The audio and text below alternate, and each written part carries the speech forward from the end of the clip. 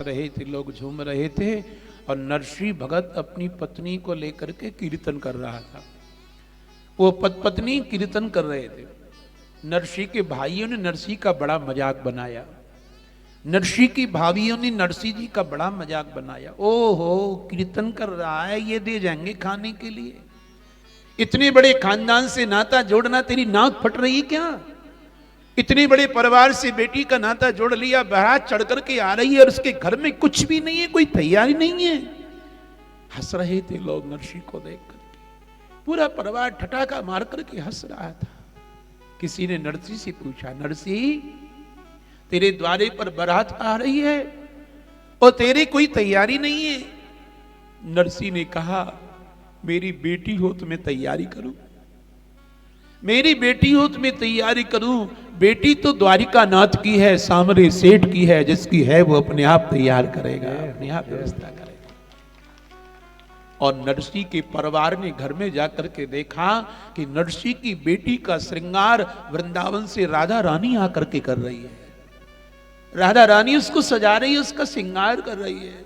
भक्ति की लाज रखने को, बोलो, भक्ति की लाज रखने को द्वारिका छोड़ आएंगे, द्वारिका छोड़ आएंगे। निर्भर इस पे है कि भक्त ने नाता कैसा जोड़ा है, भगवान से संबंध कैसा बनाया है। विश्वास संसार पे है कि ईश्वर पे है, भरोसा किस पे है, इसका दुनिया के लोगों पे है कि परमात्मा पे है, नाता किस तरीका से बना है। एक कहावत तो आप सबने सुनी होगी, मन चंगा तो कटौती में। ये किसने कहा है? एक काशी में एक रैदास भगत, समझे आप, जो जूता गांठने का काम करते थे, चमड़ी का काम करते थे ना, लोगों ने उसका कैसा मजाक बनाया था। और कहीं से बेचारे भगवान ले आए, ठाकुर जी की मूर्ति ले आए थे, और रैदास भगवान की मूर्ति की पूजा करता था, आरती करता था, पूजा करता था, माला पहनाता, तुलसी चढ़ाता था। और काशी के पंडितों को इतना बुरा लगा, अरे ये पूजा कर रहा है, पूजा करना ये सब तो हम ब्राह्मणों का काम है, और इसने तो हद कर दी। ये चमड़ी गांठने वाला, जूता बनाने वाला, ये पूजा पाठ कर रहा है, ये मूर्ति पूजन कर रहा है। काशी के सारे ब्राह्मण इकट्ठे हुए और सबने कहा, चलो चलो राजा से शिकायत करते, राजा इसको दंड देंगे, राजा इसको दंड देंगे। काशी के सारे पंडित राजा के पास पहुंचे, महाराज हद हो गई, हद हो गई। एक जूता गांठने वाला, वो रैदास पूजा कर रहा है, आरती करने में लगा है, प्रार्थना कर रहा है, पूजन कर रहा है, उसे कहां मंत्र आते हैं, कहां वो पढ़ा लिखा है। राजा साहब न्याय करिए। राजा ने मंत्री को भेजा और कहा कि रैदास को हाजिर किया जाए। रैदास एक तरफ बैठा दिए गए, काशी के पंडित एक तरफ बैठा दिए गए। राजा ने कहा, न्याय करेंगे और जिसके पक्ष में होगा उसी की जय जयकार होगी। राजा ने कहा, आप ब्राह्मण हो, आपको वेद आते हैं, आपको मंत्र आते हैं, आप सारी पूजा जानते हो, आप जात से भी उत्तम कोटि के ब्राह्मण हो, आप विधिवत पढ़ना जानते हो, मंत्रोच्चारण करना जानते हो, और ये निरक्षर व्यक्ति है, इसको एक अक्षर का भी ज्ञान नहीं है, ये चमड़ी गांठने का काम करता है।